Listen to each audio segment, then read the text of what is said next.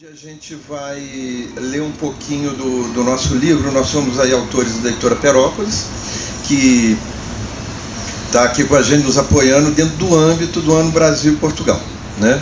Porque, na verdade, nós temos 2 anos. A gente tem um ano do Brasil em Portugal e nós temos o ano de Portugal no Brasil. E temos aqui o Letria, o nosso embaixador das letras, né? Que veio para cá divulgar os livros e estabelecer aí parcerias, e nós criamos um projeto chamado Rimas de Lá, Rimas de Cá, que foi então um livro escrito por e-mail, e aonde a gente coloca um pouco a maneira, vamos dizer assim, de um repente virtual, né, Letria? Questões que poderiam interessar aos professores e aos alunos, e a gente queria então começar a nossa participação fazendo uma leitura para vocês, e depois a gente fica batendo um papo. Tudo bem? Então, Letria, você quer introduzir aí a história do livro?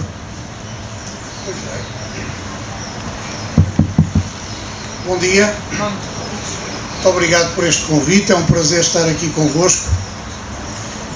Não é a minha primeira vez, a minha primeira visita a São Paulo. Eu estive aqui em edições anteriores da Bienal, quando era ainda no Ibirapuera, e vim com um grupo de escritores portugueses muito diversificado, mas que trazia na área da literatura infantil-juvenil nomes como António Torrado, Matilde Rosa Araújo, Alice Vieira, e foi uma abordagem à realidade cultural e escolar brasileira muito bem intencionada, mas que na altura não produziu os efeitos que nós desejaríamos. Desta vez, e a convite da Perópolis, eu tenho o imenso prazer de estar aqui, de reencontrar São Paulo, reencontrar Renata Borges, o José Santos, com o qual estou a dar forma a esta parceria luso-brasileira. Acontece muito que nestas parcerias nós falamos de boas intenções, e às vezes o difícil é passar da boa intenção ao ato concretizado. E eu acho que a criatividade, o caráter empreendedor do José Santos permitiu fazer com que uma ideia, que poderia ficar como tantas ideias boas no papel ou no éter, se transformasse num um objeto literário, que é o que nós vamos aqui apresentar-vos.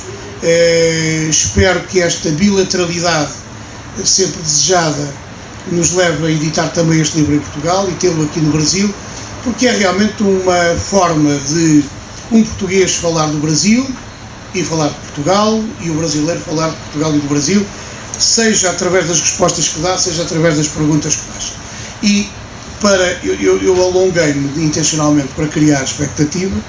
Isto é uma regra do entretenimento, ou seja, já estou a pensar o que é que vai sair dali, o que é que ele quererá dizer com isto, e então vamos a factos e a atos. Esta vida é uma viagem, nem sempre de ida e volta, metemos pés ao caminho, deixamos o sonho à solta. Nasce um livro a 2 vozes, português e brasileiro, ganha asa, junta mapas e abraça o mundo inteiro. Leva meninos a bordo, acenando lá à proa, tão depressa estão no rio, como aterram em Lisboa. É o livro de 2 Josés, brasileiro e português, no vai e vem desta língua, na cadência dos porquês. Então, esse foi o primeiro e-mail. Aí eu tive que responder.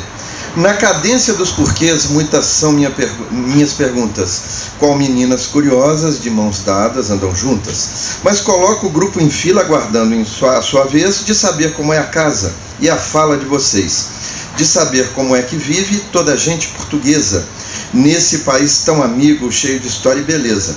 Eu começo indagando sobre as suas brincadeiras, sejam na casa ou na rua, divertindo a turma inteira.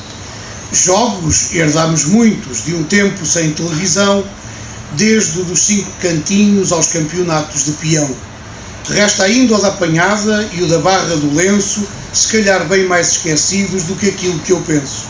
Brincámos às escondidas, à amarelinha e ao tesouro, em que o prémio da alegria valia mais do que o ouro. Já que falamos de jogos, um outro te quero propor, o das terras de mesmo nome abaixo do Equador. Meu amigo português, foi boa sua lembrança. Das terras com o mesmo nome, nós temos Braga e Bragança. Queluz, Resende e Pombal. É longa a lista, José. Ainda preciso contar de Alcobaça e Nazaré. Faro, Crato, Vila Flor, Mafra, Portel, Santarém, Trancoso, Borba, Belmonte, Sagres, Viseu e Orém. Mas eu paro por aqui, pois preciso perguntar quais são as aves e os peixes que frequentam o seu mar. Das terras já fico a saber, porque deixam geminada a amizade que nos liga e tem brilho de alvorada. Das aves, a mais comum, por ser companheira do mar, é a gaivota universal, perto de terra a voar. Melro, roxinol e pardal, fazão, rolo e perdiz, pombo, galinhola e melro voam nos céus deste país. No mar impera a sardinha, o carapau, o peixe-espada e a floresta brasileira. Que riqueza tem guardada! A floresta tropical, pulmão da humanidade, tem sua grande riqueza na biodiversidade. Olha a grande sumaúma, cuja copa toca o céu, com orquídeas no seu tronco costurando um lindo véu. Há insetos assanhados e macacos barulhentos, tucanos e beija-flores flutuam aos quatro ventos. Tem uma outra pergunta. A curiosidade aflora. Peugas, matraquilhos, o que são? Me diga agora. Então lá vai. As piugas são as meias que o homem costuma usar sem serem muito apertadas para o sangue circular.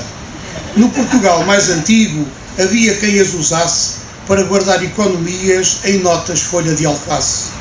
E quanto aos matraquilhos, são futebol pequenino, em mesa de ter em casa para a menina e para o menino. Fica a pergunta pendente e traz cadência de fado. Como é a vossa música vivida aí desse lado?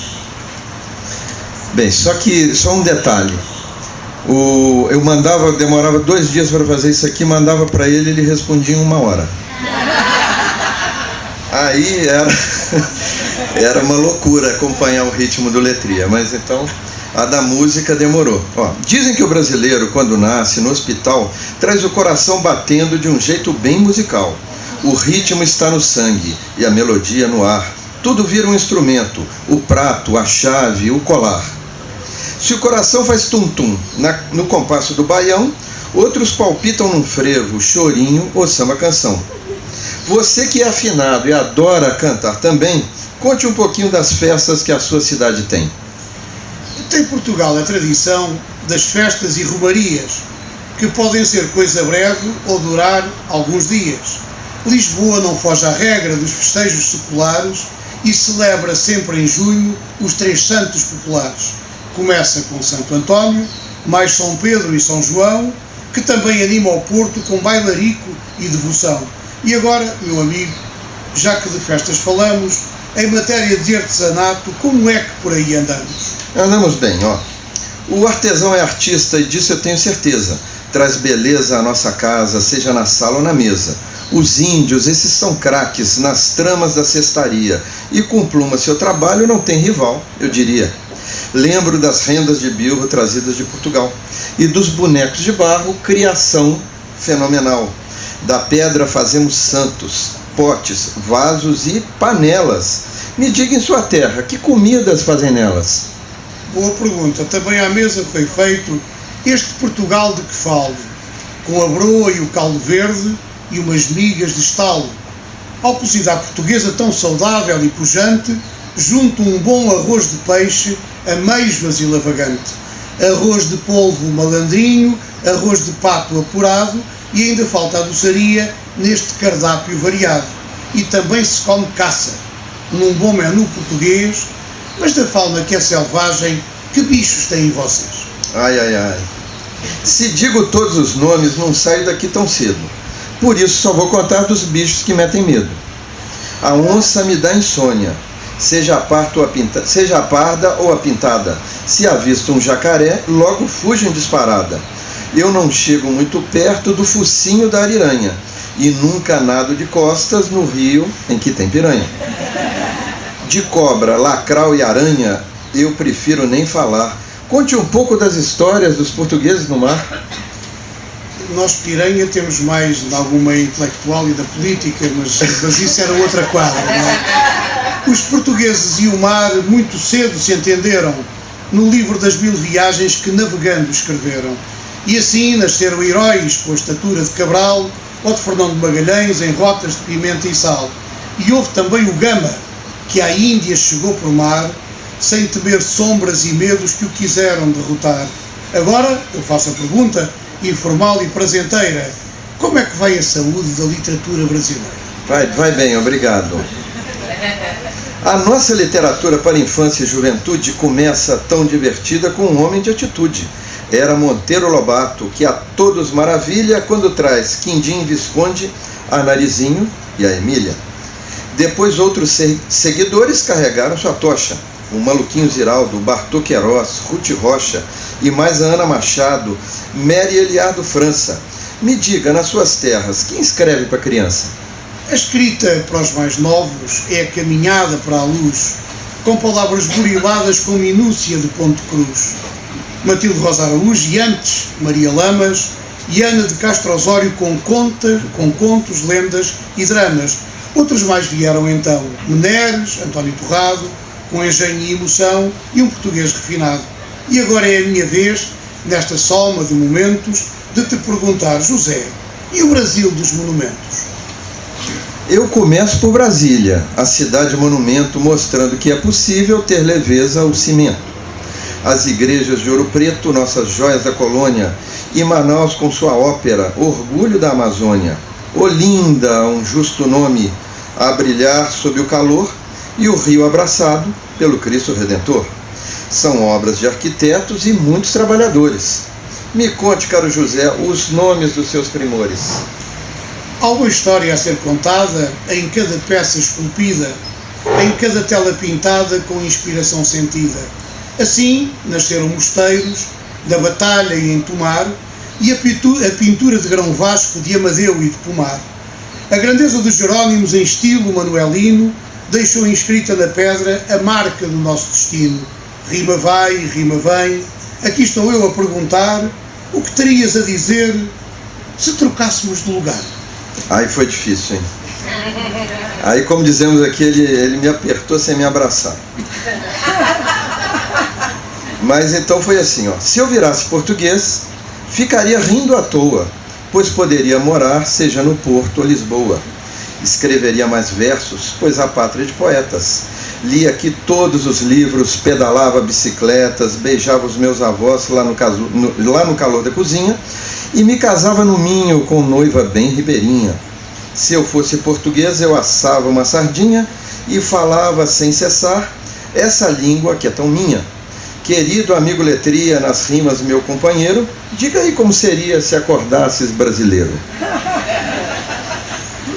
E eu acordei assim. Eis-me a bordo desse jogo e dou comigo bandeirante, a tornar-me brasileiro num garimpo apaixonante. Aprenderia a distância desse país, continente, e entre o samba e o forró seria minha a tua gente. Seria talvez carioca, talvez gaúcho ou mineiro, aleijadinho, tiradentes, com cavaquinho e pandeiro. E assim me tornaria neto do avô que já sou, pátria imensa com asas do futuro em que acordou. E assim nasceria a ponte que cruza ventos e mares, feita de sons e afetos, ligando tantos lugares. É isso.